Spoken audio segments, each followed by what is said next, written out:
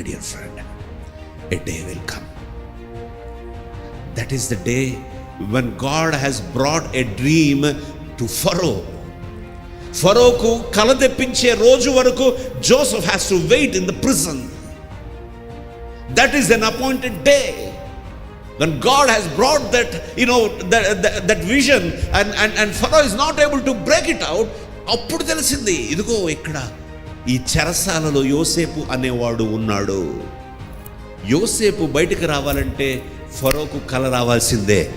యోసేపు హెచ్చింపబడాలంటే అన్నల చేత బానిసగా అమ్మబడాల్సిందే. అమ్మబడినప్పుడు బాధ, పొతిఫర్ ఇంట్లో నమ్మకంగా ఉన్న చెరసాలలో పడివేసినప్పుడు దుఃఖము. దేవునితో ఎంత ప్రార్థన చేసినా, ఎంత దగ్గరగా ఉన్నా ఆ చెరసాలలోనే ఉంటూ ఉంటూ ఉంటూ ఉంటూ బాధపడుతూ ఉన్నాడు.